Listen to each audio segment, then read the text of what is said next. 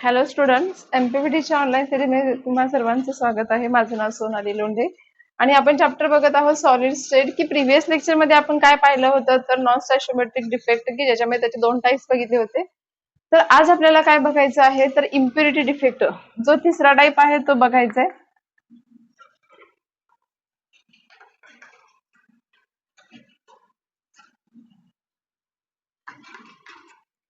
आता बघा, इम्प्युरिटी म्हणजे काय तर अशुद्ध.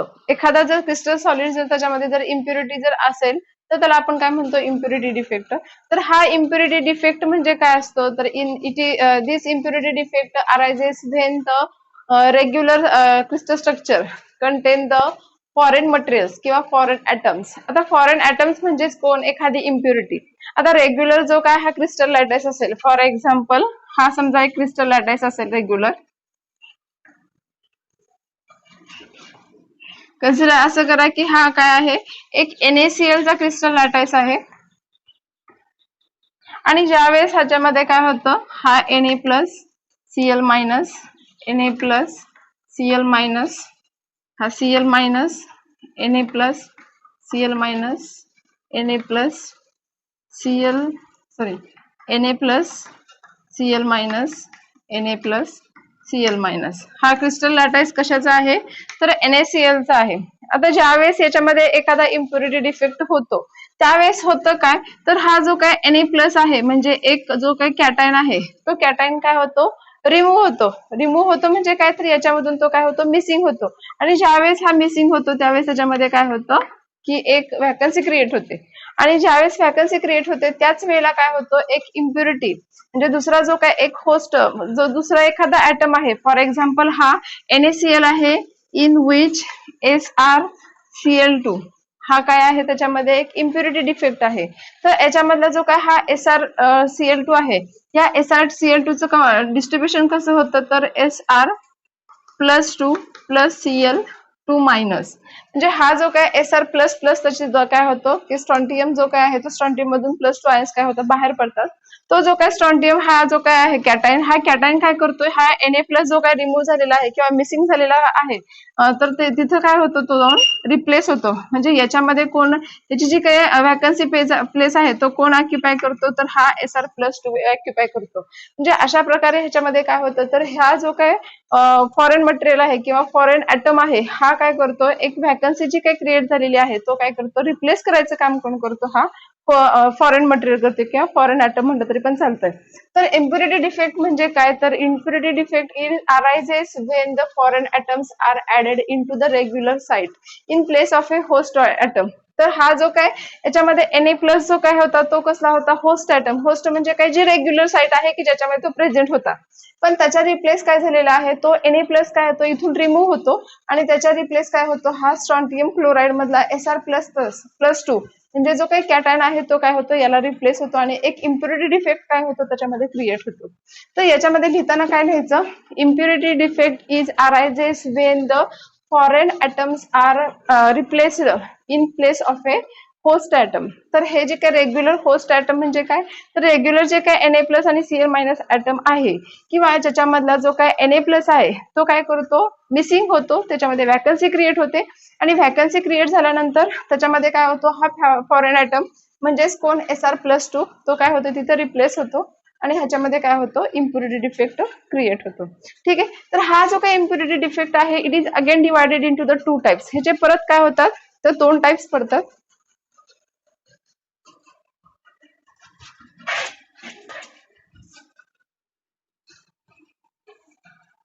आता त्याच्यामध्ये बघा, पहिला टाइप आहे substitutional impurity defect.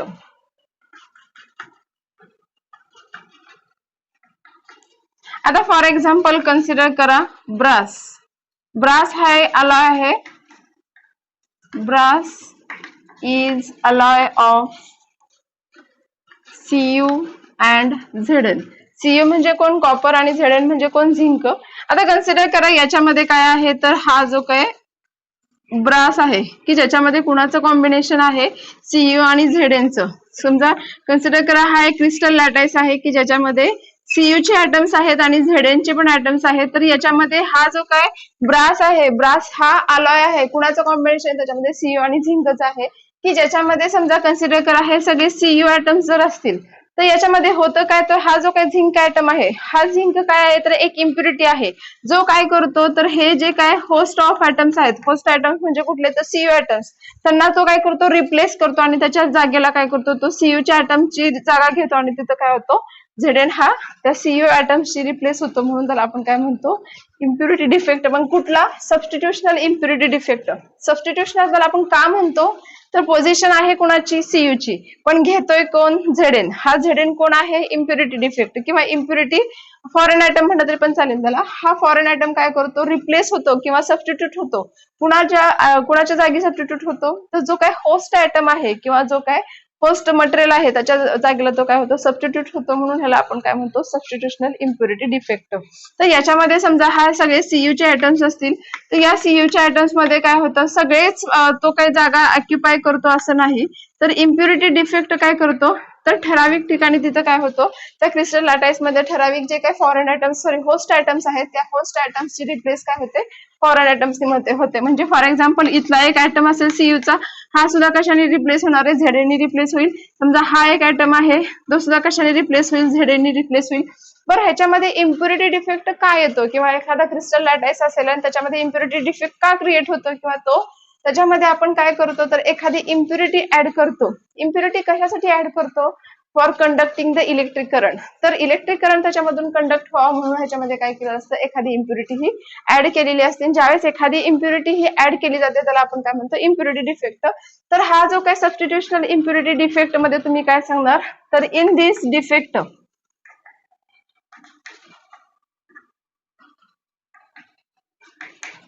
Defect foreign atoms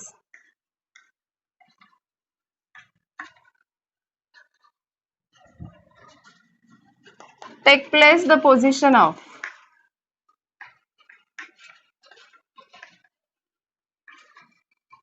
regular host atom and thus create substitutional defect. Substitutional impurity defect. ठीक आहे. फॉर एक्झाम्पल काय brass is an alloy of a copper and zinc in which Cu is a regular crystal lattice in which Zn is the host atom, sorry Zn is the foreign atom which create the impurity defect. ठीक आहे. तर हे झाला पहिला type. त्याच्यामध्ये कुठला type आहे हा इम्प्युरिटी डिफेक्टचा पहिला टाइप आहे substitutional impurity defect. Next type आहे त्याचा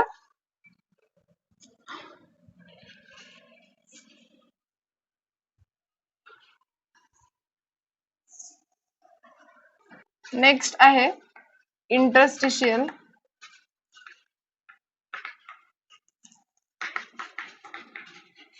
इम्प्युरिटी डिफेक्ट. आता बघा इंटरस्टिशियल इम्प्युरिटी डिफेक्ट याच्या अगोदर तुम्हाला इंटरस्टिशियल साइट मी ऑलरेडी सांगितलं होतं. जर समजा 3 ऍटम्स असतील आणि या 3 ऍटम्स जर मी काय केलं प्लेसिंग जर त्यांचं असं केलं किंवा त्यांना जर मी अशा प्रकारे त्यांची जर काय केलं रचना केली किंवा त्यांना असं ठेवलं तर याच्यामध्ये काय होतं एक व्हाईड क्रिएट होतो. याच व्हाईडला आपण काय म्हणतो इंटरस्टिशियल साइट. ठीक आहे. ही जी काय व्हाईड आहे त्याला आपण काय म्हणतो इंटरस्टिशियल साइट. आता बघा इंटरस्टिशियल इम्प्युरिटी डिफेक्ट याच्यावरून तुम्हाला समजलं असेल तर याच्यामधला जो काय इम्प्युरिटी ऍटम आहे तो कुठल्या पोझिशनला प्रेझेंट असणार आहे तर इंटरस्टिशियल साइटला ज्यावेळेस तो प्रेझेंट असतो त्याला आपण काय म्हणतो इंटरस्टिशियल इम्प्युरिटी डिफेक्ट. तर याच्यामध्ये सांगताना काय लिहिणार मग तुम्ही in this defect impurity atoms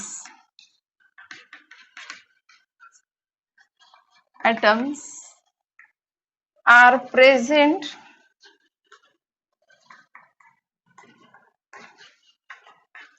at interstitial site in the lattice structure.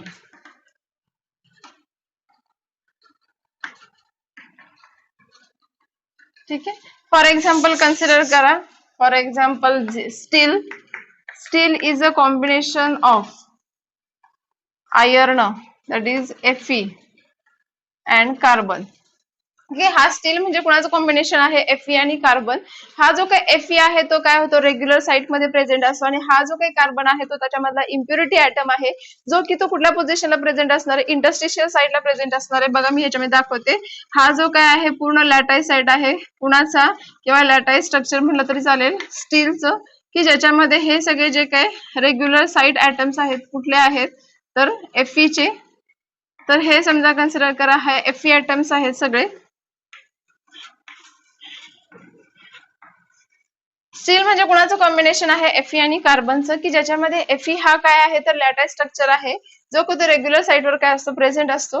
आणि याच्यामधला जो काही कार्बन आहे तो कार्बन म्हणजे काय आहे तर इम्प्युरिटी ऍटम आहे. तो इम्प्युरिटी ऍटम कुठे प्रेझेंट असणार आहे तर या इंटरस्टिशियल साईटवर काय असणार आहे, तो प्रेझेंट असणार आहे. तर हा कार्बन म्हणजे कोण आहे तर इम्प्युरिटी ऍटम.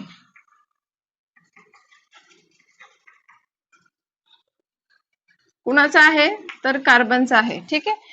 तर हा फॉर एक्झाम्पल याच्यामध्ये सांगणार काय तर steel is a combination of the Fe and carbon. Fe means iron and carbon in which the Fe is present at a regular site in the crystal lattice, and the carbon is impurity defect or impurity atom which is present at the interstitial site in the crystal lattice. तो कुठे present आहे किंवा तो कुठे आहे तर interstitial site मध्ये आहे, तर कशामध्ये, ह्या क्रिस्टल लॅटाईस मध्ये. ठीक आहे. तर हा झाला second type, interstitial impurity defect. तर सगळे व्यवस्थित लिहून घ्या. नेक्स्ट पॉइंट बघूयात आपण. नेक्स्ट पॉइंट आपल्याला बघायचा आहे इलेक्ट्रिकल प्रॉपर्टीज ऑफ सॉलिड. आता electrical properties of a solid याला कशामध्ये डिस्ट्रीब्यूट केलेला आहे तर पहिली सगळ्यात महत्वाची गोष्ट आपल्याला याच्यामध्ये काय बघायचं तर इलेक्ट्रिकल कंडक्टिव्हिटी म्हणजे काय, आणि on the basis of the electrical conductivity हे जे काही सगळे सॉलिड्स आहेत ते कसे क्लासिफाय केलेले आहेत ते आपल्याला याच्यामध्ये बघायचं आहे. तर त्याच्यामध्ये सगळ्यात पहिल्यांदा महत्वाचं काय आहे तर इलेक्ट्रिकल प्रॉपर्टीजच्या अंडर काय तर इलेक्ट्रिकल कंडक्टिव्हिटी. तर इलेक्ट्रिकल कंडक्टिव्हिटी म्हणजे काय बघायचं पहिल्यांदा.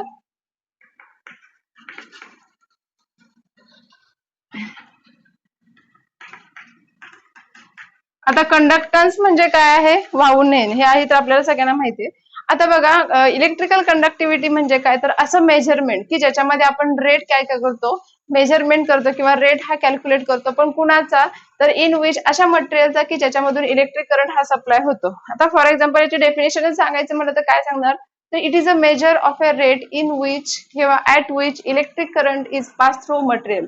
तर एखादं जर मटेरियल असेल तर त्याच्यामधून इलेक्ट्रिक करंट हा किती फ्लो होतो हे जर तुम्हाला मेजरमेंट करायचं असेल तर त्याला आपण काय म्हणतो electrical conductivity.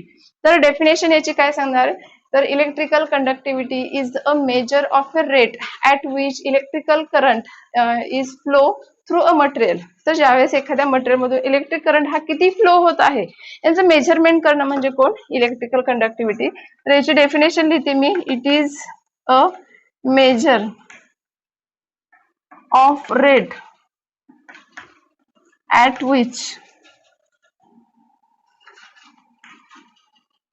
at which electric current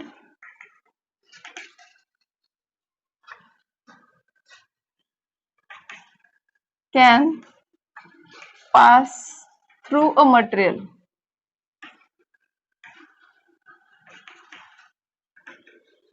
किंवा तुम्ही सरळ सोप्या लँग्वेज मध्ये जर लक्षात ठेवायचं असेल तर असं मटेरियल की ज्याच्यामधून इलेक्ट्रिक करंट हा किती सप्लाय होतं याचं मेजरमेंट करणं म्हणजेच कोण इलेक्ट्रिकल कंडक्टिव्हिटी. ठीक आहे. तर नेक्स्ट पॉइंट आपल्याला काय बघायचंय बघा, तर हे जे काही पूर्ण सॉलिड्स आहेत तर जे काही सॉलिड्स आहेत त्यांचं डिस्ट्रीब्युशन किंवा यांचं क्लासिफिकेशन बघायचंय on the basis of the electrical conductivity. तर नेक्स्ट पॉइंट आहे आपला classification of solids on the basis of electrical conductivity.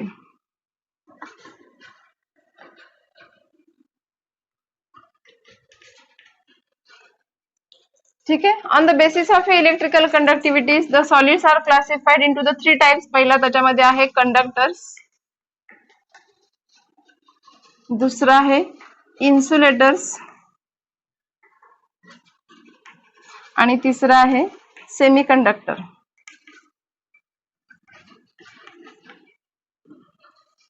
ठीक आहे.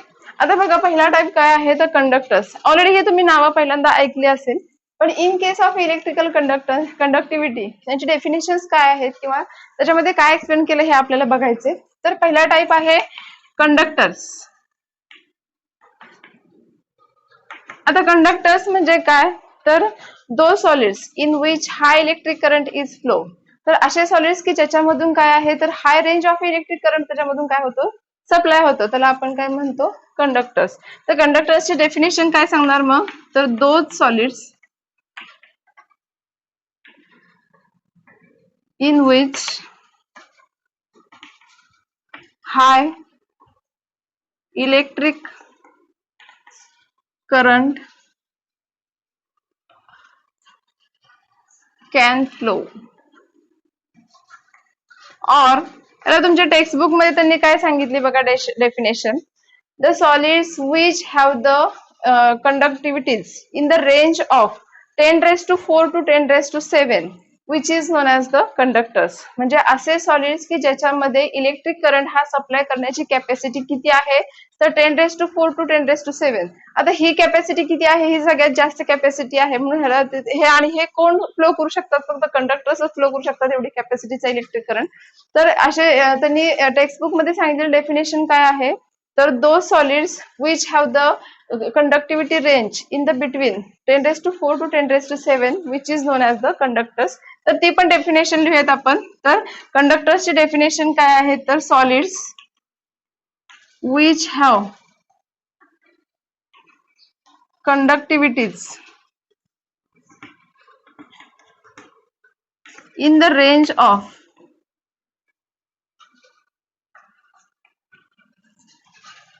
10⁻⁴ to 10⁻⁷ ohm raised to -1 meter raised to -1 is known as conductors. ठीक आहे. फॉर एक्झाम्पल जर सांगायचं म्हणलं तर काय फॉर एक्झाम्पल ॲल्युमिनियम असेल, Fe असेल, कॉपर असेल तर आपल्या घरामध्ये इलेक्ट्रिक करंटचा सप्लाय आहे. तर ह्याच्यामध्ये कुठलं असतं त्याच्यामध्ये मटेरियल तर कॉपरचं मटेरियल असतं की ज्याच्यामध्ये इलेक्ट्रिक करंट हा सप्लाय होतो. तर याचं मेजरमेंट कॅल्क्युलेट करणं म्हणजे इलेक्ट्रिक करंटचं मेजरमेंट कॅल्क्युलेट करणं म्हणजे काय तर इलेक्ट्रिकल कंडक्टिव्हिटी. आणि कंडक्टर्स म्हणजे काय तर असे सॉलिड्स की ज्याच्यामधून हाय इलेक्ट्रिक करंट हा काय होतो सप्लाय होतो. त्याला आपण काय म्हणतो कंडक्टर्स की ज्याच्यामध्ये रेंज काय आहे तर 10⁻⁴ to 10⁻⁷ आणि ohm raised to -1 metre raised to -1. की फॉर एक्झाम्पल सांगायचं म्हणलं तर काय सांगणार ॲल्युमिनियम असेल, Fe असेल, कॉपर असेल हे आहेत कंडक्टर्स. तर हे लिहून घ्यायचे. तर बघा नेक्स्ट पॉईंट आपल्याला बघायचं आहे insulators.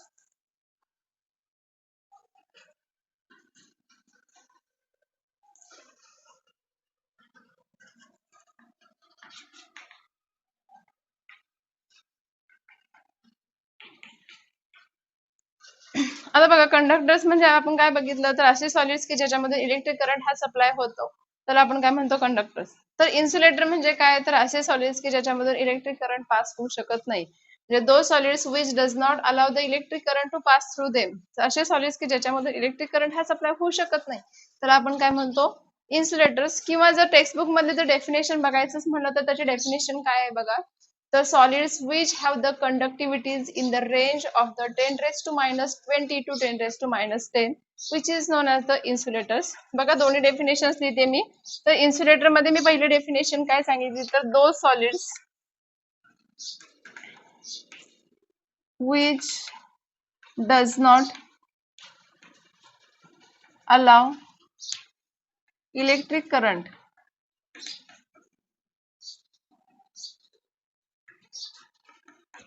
to pass through them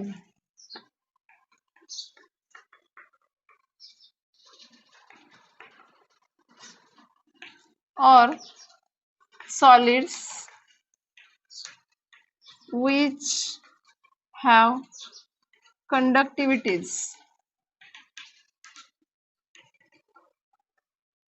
in the range of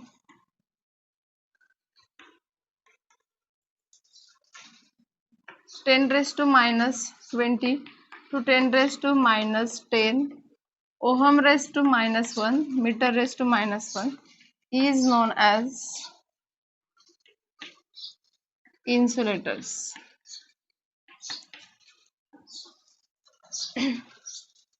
Those solids which does not allow the electric current to pass through them, which is known as the insulators. और सेकंड डेफिनेशन काय आहे तर असे solids की ज्याच्यामध्ये कंडक्टिव्हिटीची range किती आहे तर 10⁻20 to 10⁻10 ohm raised to -1 metre raised to -1. ठीक आहे. आता फॉर एक्झाम्पल जर बघायचं म्हणलं तर आता फॉर एक्झाम्पल तुम्ही रबर घ्या, रबर मधून इलेक्ट्रिक करंट सप्लाय करा, सप्लाय होतोय का? नाही होत. म्हणजे जर तुम्ही कंडक्टर्स बघितले तर त्याच्यामध्ये आपण एक्झाम्पल काय पाहिले होते तर Fe असेल, अल्युमिनियम असेल, तर हे त्याचे जे काही एक्झाम्पल्स आहेत की ते सगळे कसे आहेत मेटल्स आहेत. तर सगळे जे काही मेटल्स आहेत ते कसले आहेत कंडक्टर्स आहेत. तर नॉन मेटल्स म्हणजेच काय फॉर एक्झाम्पल सांगायचं म्हणलं तर काय आहे तर नॉन मेटल्स. तर नॉन मेटल्स कुठले असतील मग रबर असेल, प्लास्टिक असेल किंवा वूड असेल. तर हे सगळे काय आहेत तर नॉन मेटल्स आहेत की ज्याच्यामधून इलेक्ट्रिक करंट काय होत नाही सप्लाय होत नाही. तर हे झालं इन्सुलेटर. नेक्स्ट टाइप काय आहे आपला semi conductor.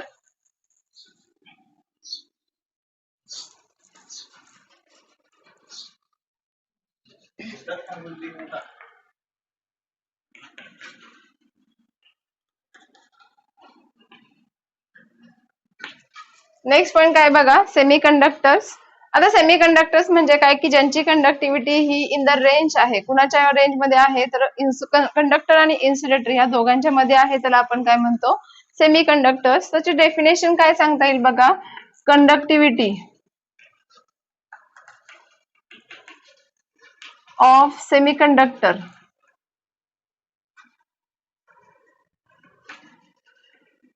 lie between conductors and insulators.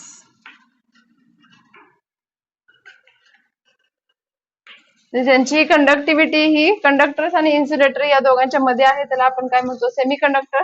किंवा जर त्यांची टेक्स्टबुक मधली डेफिनेशन बघायची म्हणली तर त्याची डेफिनेशन काय बघा तर solids which have conductivities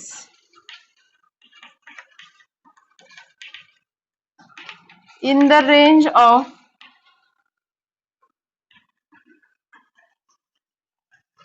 10⁻⁻6 to 10⁻⁴ ohm raised to -1 meter raised to -1 is known as semiconductor. ठीक आहे. तर सेमीकंडक्टर्स म्हणजे काय तर those solids which have the conductivity in the range of the 10⁻⁻6 to 10⁻⁴ ohm raised to -1 meter raised to -1 which is known as the semiconductor. For example सांगायचं म्हणलं तर काय आहे तर मेटलॉइड्स. आता मेटलॉइड्स म्हणजे काय ऑलरेडी आपण बघितलेलं आहे. Metalloids is nothing but the semiconductor. दोघांचं मिनिंग एकच आहे. तर ज्यावेळेस एखादा सॉलिड हा ऍज अ मेटल आणि ऍज अ नॉन मेटल हा दोन्ही सुद्धा काय करतो रिॲक्ट करतो त्याला आपण काय म्हणतो मेटलॉइड म्हणतो. तसं सेमीकंडक्टर म्हणजे काय की ज्याच्यामध्ये तो काय आहे ऍज अ कंडक्टर आणि ऍज अ इन्सुलेटर हा दोन्ही काम करतो त्याला आपण काय म्हणतो सेमीकंडक्टर. तर फॉर एक्झाम्पल जर सांगायचं म्हटलं तर सगळे मेटलॉइड्स जे काय आहेत ते काय आहेत तर सेमीकंडक्टर्स आहेत. आणि फॉर एक्झाम्पल काय आहे मेटलॉइडचं तर सिलिकॉन असेल. तर सिलिकॉन हा एक काय आहे सेमीकंडक्टर आहे किंवा जर्मेनियम म्हणा. तर काय हे काय आहेत एक्झाम्पल्स आहेत कुणाचे तर सेमीकंडक्टर्सचे. तर ठीक आहे हे लिहून घ्या. नेक्स्ट पॉइंट आपण बघूयात. नेक्स्ट पॉइंट आपल्याला काय बघायचं आहे तर बँड थेरी. तर बँड थेरी मध्ये आपल्याला काय बघायचंय तर electrical conductivity of a solid. Solid म्हणजे कुठले तर मेटल असेल मेटलॉइड असतील किंवा नॉन मेटल्स असतील. तर यांच्यामध्ये जे काही इलेक्ट्रिकल कंडक्टिव्हिटी आहे ती बँड थेरीच्या आधारे काय केलेली आहे एक्सप्लेन केलेली आहे. तर याच्यामध्ये पहिल्या पॉइंट मध्ये काय सांगायचं तर electrical conductivities of a solid that is the metal non metals and metalloids are explained in terms of the band theory. Second point मध्ये काय सांगायचं बघा आता बँड थेरी मध्ये ऍक्च्युली त्यांनी एक्सप्लेन काय केलेलं आहे. आता याच्या अगोदर आपण मॉलिक्युलर ऑर्बिटल थेरी बघितलं होतं. मॉलिक्युलर ऑर्बिटल थेरी मध्ये काय सांगतं तर ज्या वेळेस ऍटॉमिक ऑर्बिटल्स हे कंबाईन होतात म्हणजे ह्या दोन्ही जर समजा एक एनर्जी लेवल गॅप असेल पूर्ण ही एनर्जी लेवल असेल तर याच्यामध्ये हा काय आहे तर ऍटॉमिक ऑर्बिटल आहे. ही साइड सुद्धा काय आहे ऍटॉमिक ऑर्बिटल आहे. ज्या वेळेस या दोन्ही साइडचे जे काय ऍटम्स आहेत हे कंबाईन होतात तर त्यावेळेस काय होतं याच्यामध्ये मॉलिक्युलर ऑर्बिटल तयार होतं. ठीक आहे. तर याच्याशीच रिलेटेड ही काय आहे थेरी आहे बँड थेरी, की याच्यामध्ये सुद्धा काय होतं तर इलेक्ट्रॉन्स जे काय आहे ऍटम्स मध्ये ते इलेक्ट्रॉन्स काय होतात कंबाईन होतात आणि त्यांच्यापासून काय होतं एक बँड तयार होतो. ज्याच्यामध्ये त्यांनी काय सांगितलेलं आहे तर हा जो काय बँड थेरी आहे त्याच्यामध्ये बँड मध्ये जो काय हा बँड थेरी आहे या बँड थेरीमध्ये काय केलेले आहे तर दोन टाइपचे बँड तयार होतात. तर पहिला आहे कंडक्शन बँड आणि दुसरा आहे व्हॅलन्स बँड. आता बघा कंडक्शन बँड आणि व्हॅलन्स बँड कसा क्रिएट होतो किंवा कसा तयार होतो. आता फॉर एक्झाम्पल जर मी सिलिकॉन घेतलं, फॉर एक्झाम्पल काय घेतो मी सिलिकॉनचा ऍटॉमिक नंबर किती आहे 14 आहे. ठीक आहे. आपण ऍटॉमिक नंबर कशाने इंडिकेट करतो झेड ने इंडिकेट करतो जो की किती आहे 14. जर मला याचं इलेक्ट्रॉनिक कॉन्फिगरेशन लिहायचं असेल तर ते आपण कसं लिहितो तर according to the above principle the electronic configuration आपण कसं लिहितो 1s2 2s2 2p6 3s2 3p2 3d0. ठीक आहे. तर हा 2 आणि 2 4 10 11 12 13 14. तर याच्यामध्ये काय आहे तर 14 इलेक्ट्रॉन्स आहे. 14 इलेक्ट्रॉनचं distribution according to the above principle केल्यानंतर आपण काय करतो तर सगळे जे काही इलेक्ट्रॉन्स आहेत ते कसे भरतो त्याचे जे काही सब एनर्जी लेवल्स आहेत त्याच्यामध्ये फिलअप करतो. ठीक आहे. तर मेन शेल्स त्याच्यामध्ये कुठले आहेत किंवा मेन शेल काय आहेत तर के एल एम आणि एन ह्या काय आहेत मेन शेल्स आहेत आणि सब शेल्स कुठले आहेत तर एस एस पी डी आणि एफ. ठीक आहे. हा जो काही एस इलेक्ट्रॉन आहे त्याची किती इलेक्ट्रॉनची कॅपॅसिटी आहे तर 2. हा पी आहे त्याची 6, डी आहे त्याची 10 आणि एफ आहे त्याची 14. के शेल मध्ये किती इलेक्ट्रॉन्स बसतात तर 2. ह्याच्यामध्ये किती आहे तर 8, 18 आणि 32. ठीक आहे. हे ऑलरेडी आपण बघितलेलं आहे. आता कन्सिडर करा हा जो काही सिलिकॉन आहे हा सिलिकॉन जर ऍटम मी इथे दाखवला तर हा त्याचा न्यूक्लियर आहे की त्याच्या आउटर पहिल्या ऑर्बिट मध्ये किती इलेक्ट्रॉन्स आहेत हे 2 इलेक्ट्रॉन्स. ठीक आहे. याचं इलेक्ट्रॉनिक डिस्ट्रीब्युशन जर लिहायचं म्हणतं कसं लिहिणार तुम्ही 2 8 4. ठीक आहे. दुसऱ्या ऑर्बिट मध्ये किती इलेक्ट्रॉन्स आहेत तर 8 इलेक्ट्रॉन्स आहेत. हा 1 2 3 4 5 6 7 आणि हा 8.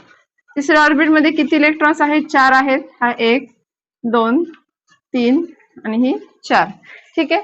तर याच्यामध्ये जर एनर्जी लेवल बघितलं तर ही आहे के, ही एल आणि ही एम. एन शेल मध्ये त्याच्याकडे इलेक्ट्रॉन्स नाहीयेत.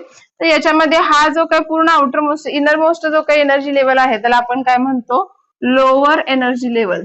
ती कुठली आहे तर लोअर एनर्जी लेवल आहे. ही जी काय आउटर मोस्ट आहे त्याला आपण काय म्हणतो हायर एनर्जी लेवल.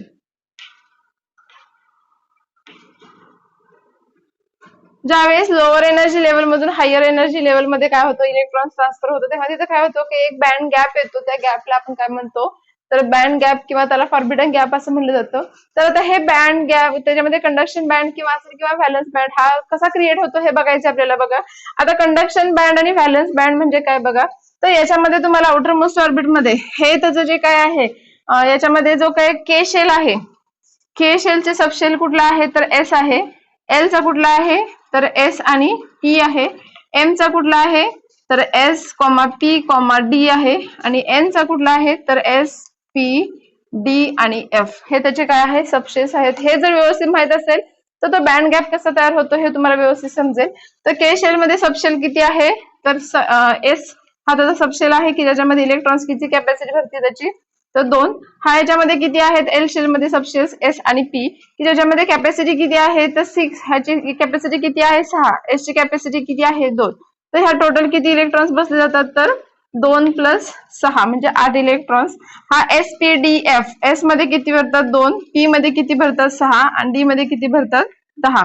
तर टोटल किती झाले याच्यामध्ये 18 इलेक्ट्रॉन. ठीक आहे. तर आता याच्यामध्ये ह्यांची energy level in case of isolated atom जर बघायचं म्हणले म्हणजे एका ऍटम जर मी एनर्जी लेवल जर कन्सिडर करायची म्हणली तर तुम्ही कसं कन्सिडर करणार आता ही समजा एनर्जी लेवल आहे. ठीक आहे.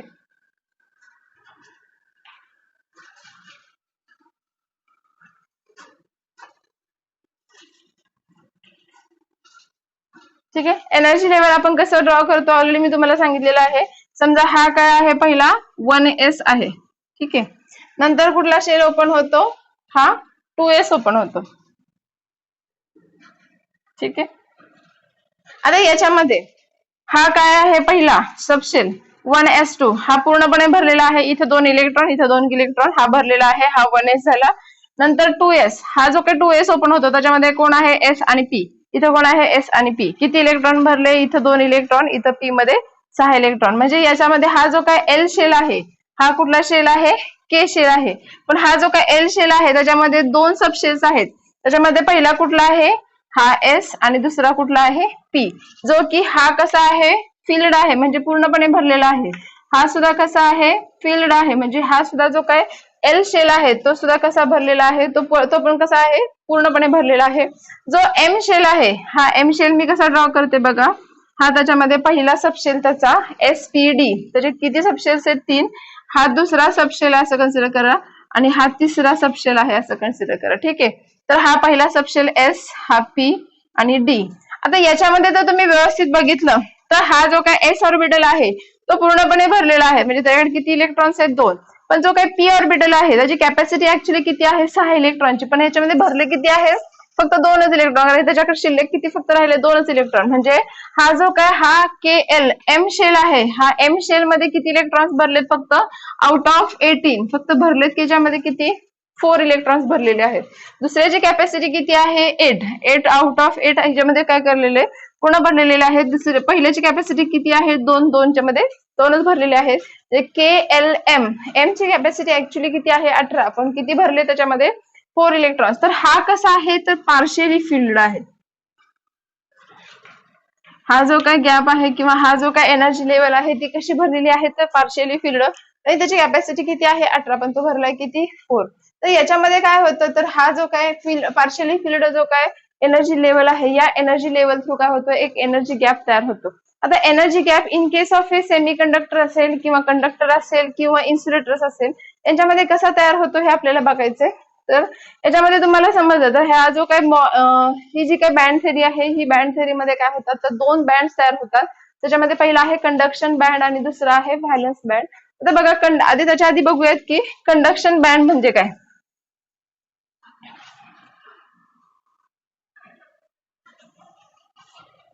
ठीक आहे, तर नेक्स्ट आपल्याला बघायचंय कंडक्शन बँड आणि व्हॅलन्स बँड म्हणजे काय.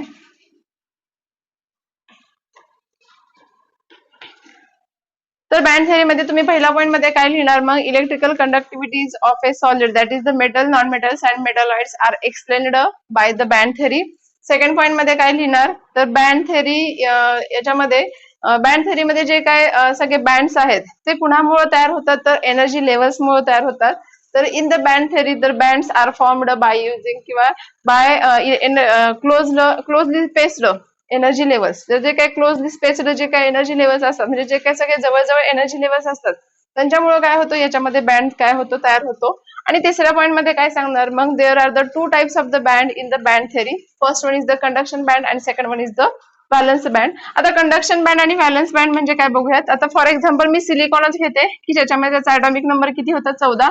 कॉन्फिगरेशन काय आहे त्याचं, 1s2 2s2 2p6 3s2 3p2 3d0. ठीक आहे. आता याच्यामध्ये हे तर सगळे काय आहेत, तर फुल फिल्ड आहेत, कारण की मी इथेच तुम्हाला दाखवलेलं आहे, हा फिल्ड आहे, हा फिल्ड आहे. त्याच्यामुळे हे 3 तर काय आहे, त्याच्यामध्ये बँड मध्ये भाग घेत नाहीत. तर याच्या ऍक्च्युली ह्याच्यामध्ये जो काय बँड आहे तो कसा तयार होतो बघा. तर ह्याच्यामध्ये काय आहे, तर हा 3s आहे, हा 3p आहे आणि हा 3d आहे. हा जो काही 3d आहे, हा जो काही इथला जर काय एन शेल जर तुम्ही दाखवायचा म्हणला तर हा समजा पूर्ण जो काय आहे तर कसा आहे, अनऑक्युपाइड, म्हणजे याच्यामध्ये कुठल्याही प्रकारचा काय आहे तर इलेक्ट्रॉन आहे, म्हणून त्याला अनऑक्युपाइड म्हणलं तरी पण चालेल, म्हणजे त्याच्यामध्ये कुणीही जागा व्यापलेली नाहीये. आता याच्यामध्ये होतं काय, ह्याच्याकडे किती इलेक्ट्रॉन्स आहेत, तर 2 इलेक्ट्रॉन्स. कन्सिडर करा तेच एनर्जी लेवल काय करते मी इथं काढते की ह्याच्यामध्ये गॅप कसा काय तयार होतो तो आपल्याला बघायचंय. तर याच्यामध्ये पहिला ऑर्बिटल कुठला आहे, तर हा समजा 3s आहे, कन्सिडर करा हा 3s आहे की ज्याच्यामध्ये किती इलेक्ट्रॉन्स भरलेले आहेत, 2. हा जो काय आहे दुसरा जो काय एनर्जी लेवल आहे, सब एनर्जी लेवल कुठली आहे, तर पी आहे की त्याच्यामध्ये किती इलेक्ट्रॉन भरलेले आहेत, तर 2 इलेक्ट्रॉन भरलेले आहेत. तर 3p जो काही एनर्जी लेवल आहे, सब एनर्जी लेवल, त्याच्यामध्ये किती इलेक्ट्रॉन्स आहेत, तर 2 इलेक्ट्रॉन्स आहेत. तर हा जो काही गॅप आहे किंवा हा जो काही बँड तयार झालेला आहे त्याला आपण काय म्हणतो, व्हॅलन्स बँड. व्हॅलन्स बँड का म्हणतो ह्याला, तर यांची एनर्जी कशी आहे, लोअर आहे, किंवा ह्याची एनर्जी कशी आहे, तर लो आहे, की ज्याच्यामध्ये त्यांचे जे काही इलेक्ट्रॉन्स आहेत ते कसे आहेत, तर ते do not free to move sorry they do not free to move. तर याच्यामध्ये जे काही इलेक्ट्रॉन्स आहेत तर ते काय होऊ शकत नाही, फ्रीली मूव्ह होऊ शकत नाहीत. कारण का, तर ते त्यांचे जे काही पर्टिक्युलर जे काही न्यूक्लियर आहे त्याला काय असतात, ते बॉन्डेड असतात. पण याच्यामध्ये जो का हा डी ऑर्बिटल आहे, हा डी ऑर्बिटल कसा आहे, एम्प्टी आहे. म्हणजे याच्यापासून तो थोडासा काय आहे, समजा हा कन्सिडर करा, हा डी ऑर्बिटल आहे, हा एस पी आणि हा डी ऑर्बिटल असेल. तर हा जो काही डी ऑर्बिटल आहे हा कसा आहे, पूर्णपणे एम्प्टी आहे. एम्प्टी म्हणजे आहे म्हणजे त्याच्याकडे काय आहे, एकही इलेक्ट्रॉन नाही. म्हणजे ह्यांच्यापासून तो काय असणार आहे, थोडासा लांब असणार आहे. समजा हा असेल डी ऑर्बिटल, ठीक आहे. तर ह्याच्यामध्ये जो काय हा बँड तयार झालेला आहे, तर हा जो बँड आहे त्याला आपण काय म्हणतो, व्हॅलन्स बँड. आणि हा जो काय बँड आहे जो की एम्प्टी आहे त्याला आपण काय म्हणतो, कंडक्शन बँड. ठीक आहे. तर कंडक्शन बँड म्हणजे काय, the band which have the highest energy level. तर असा बँड की ज्याची एनर्जी कशी आहे, जास्त. कारण की हा ज्या वेळेस एनर्जी लेवल मध्ये जो लोअर लेवलला असतो त्याची एनर्जी कशी असते, कमी असते. जो वरच्या साईडला असतो म्हणजे जो अप्पर साईडला असतो त्याची एनर्जी कशी असते, जास्त असते. हा जो काही बँड आहे याची एनर्जी कशी आहे, लोअर आहे. कारण की याच्यामध्ये electrons does not move freely. त्याच्यामध्ये इलेक्ट्रॉन्स जे काय आहे ते फ्रीली मूव्ह होऊ शकत नाहीत. पण हा जो काही कंडक्शन बँड आहे याच्यामध्ये इलेक्ट्रॉन्स काय येतात, फ्री टू मूव्ह असतात. म्हणून ह्याची एनर्जी कशी आहे, हाय एनर्जी आहे. म्हणून याच्यामध्ये हा जो काही बँड आहे त्याला आपण काय म्हणतो, कंडक्शन बँड. हा जो काय आहे त्याला आपण काय म्हणतो, व्हॅलन्स बँड. आणि ह्या दोघांमधला हा जो काही गॅप आहे, हा दोघांमधला जो काही गॅप आहे त्याला आपण काय म्हणतो, बँड गॅप. किंवा त्याला दुसरं नाव काय आहे तर फॉरबिडन गॅप. ठीक आहे. हा जो काही गॅप आहे त्याला काय म्हणलं तर बँड गॅप किंवा त्याला फॉरबिडन गॅप असंही म्हणलं तरी चालतंय. तर कंडक्शन बँडची डेफिनेशन काय सांगणार मग, द हायेस्ट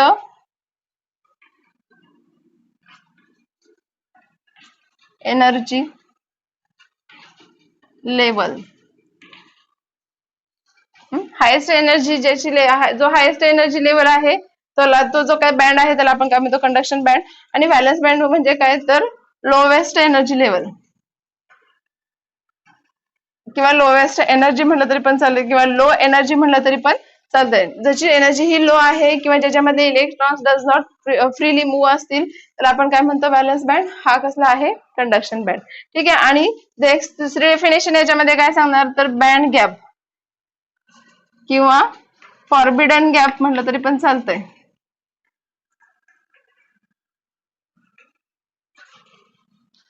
ठीक आहे. तर याची डेफिनेशन काय सांगणार मग, the energy difference between conduction band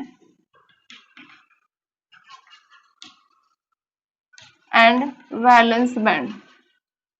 जो काय एनर्जी डिफरन्स आहे कुणामधला तर कंडक्शन बँड. हा कंडक्शन बँड आणि हा व्हॅलन्स बँड ह्या दोघांमधला हा जो काही एनर्जी डिफरन्स आहे त्याला आपण काय म्हणतो, बँड गॅप किंवा फॉरबिडन गॅप. ठीक आहे. तर हे झालं बँड थेरी. आता in case of A band theory जर असेल तर त्याच्या केसमध्ये हा सेमीकंडक्टर किंवा इन्सुलेटर किंवा जे काय कंडक्टर, सेमीकंडक्टर्स आणि इन्सुलेटर्स हे तिन्ही जे काय आहेत त्यांच्यामधला जो काय फॉरबिडन गॅप असेल किंवा त्यांच्यामध्ये जे काही कंडक्शन आणि व्हॅलन्स बँड कसे आहेत ते आपल्याला बघायचे. तर इन केस ऑफ ए जर पहिला कुठला आहे कन्सिडर करा, इन्सुलेटर घेऊयात पहिल्यांदा. तर इन्सुलेटर मध्ये काय होतं बघा, तर याच्यामध्ये हा जो काय ते कसे असतात तर does not move the electric, sorry they does not allow the electric current to pass through them. तर याच्यामध्ये काय होतं तर हा जर समजा त्यांचा व्हॅलन्स बँड असेल,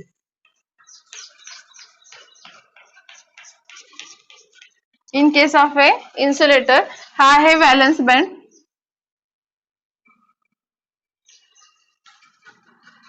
आणि यांच्यामधला व्हॅलन्स बँड आणि कंडक्शन बँड मधला जो काही एनर्जी गॅप आहे तो एनर्जी गॅप कसा असतो, एकदम जास्त असतो. म्हणजे हायर एनर्जी गॅप म्हटलं तरी पण चालतंय.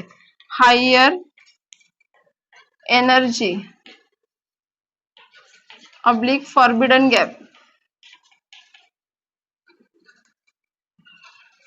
आणि हा काय आहे, कंडक्शन बँड आहे.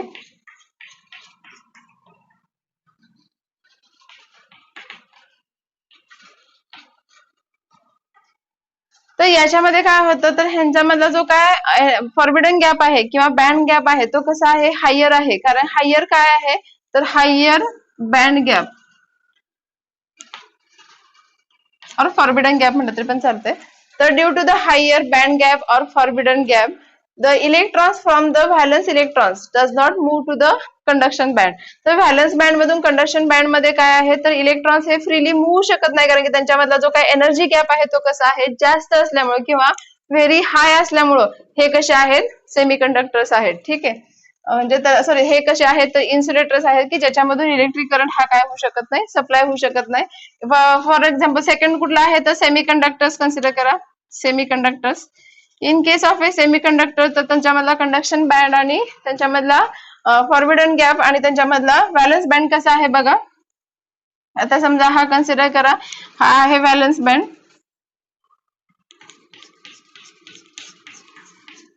Valence band sorry in case of A semiconductor त्यांच्यामधला जो काय फॉरबिडन गॅप किंवा बँड गॅप आहे तो कसा असतो, लो असतो किंवा स्मॉल म्हटलं तरी पण चालते. स्मॉल फॉरबिडन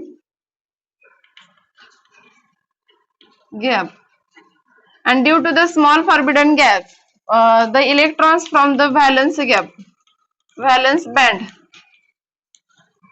आणि हा काय आहे तर कंडक्शन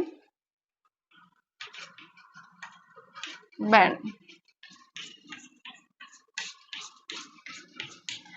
तर हा काय आहे तर सेमीकंडक्टर्स आहे. त्याला सेमीकंडक्टर्स का म्हणतात तर ह्याच्यामध्ये जे काही व्हॅलन्स इलेक्ट्रॉन्स आहेत त्या व्हॅलन्स इलेक्ट्रॉन्स किंवा व्हॅलन्स बँड मध्ये जे काही इलेक्ट्रॉन्स आहेत it can easily move from the conduction band. Easily म्हणता येणार नाही पण याच्यामध्ये इलेक्ट्रॉन्स हे याच्यामध्ये काय होऊ शकतात, मूव्ह होऊ शकतात, कारण की यांच्यामध्ये जो काही एनर्जी गॅप आहे तो कसा आहे स्मॉल आहे.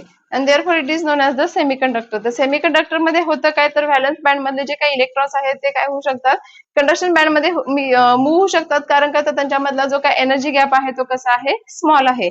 आणि in case of a conductor जर बघितलं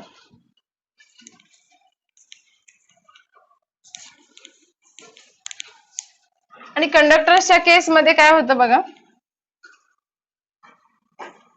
आता कंडक्टर्स कसे आहेत त्याच्यामधून काय होतं इलेक्ट्रिक करंट हा इझिली सप्लाय होऊ शकतो किंवा ते काय करतात तर जो काही इलेक्ट्रिक करंट आहे तर ते काय करतात हायली मूव्ह करू शकतात किंवा जास्त प्रमाणात मूव्ह करू शकतात. कारण का तर त्यांच्यामध्ये रिझन काय आहे तर हा जो काय व्हॅलन्स बँड आणि हा कंडक्शन बँड ह्यांचं काय होत असतं इथं ओव्हरलॅपिंग होतं.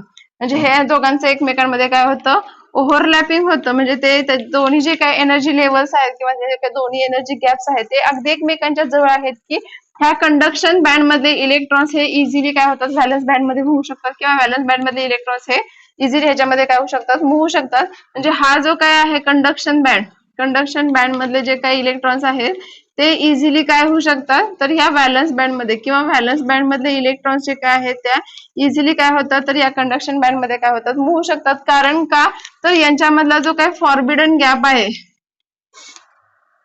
यांच्यामधला जो काय फॉरबिडन गॅप आहे तो कसा आहे झिरो आहे. म्हणून याच्यामध्ये इलेक्ट्रॉन्स हे काय होतात इझिली ह्या कंडक्शन बँड मध्ये काय होऊ शकतात मूव्ह होऊ शकतात. म्हणून हे जे काही कंडक्टर्स आहेत they are good conductors of the heat and electricity. Conductors हे कसे असतात तर गुड कंडक्टर्स ह्याला का म्हणलेलं आहे कारण की यांचा फॉरबिडन गॅप कसा आहे झिरो आहे की ज्याच्यामधून व्हॅलन्स बँड मधले जे काही इलेक्ट्रॉन्स आहेत they can easily move to the conduction band. त्याला तुम्ही थोडीशी हीट जरी केली तर ते काय होतात इझिली इकडे मूव्ह होऊ शकतात. त्यालाच आपण काय म्हणतो सेमीकंडक्टर्स. सॉरी हे काय आहेत तर कंडक्टर्स. आता हे झालं बँड थेअरी. आता बँड थेअरी हे जे काही मी आजचं लेक्चर घेतलेलं आहे ते तुम्ही सगळ्यांनी व्यवस्थित काय करायचंय बघायचंय, त्यांचा होमवर्क करायचंय आणि माझ्या व्हॉट्सअप नंबरला सेंड करायचंय. आजचं लेक्चर मी इथंच थांबवते. Thank you so much.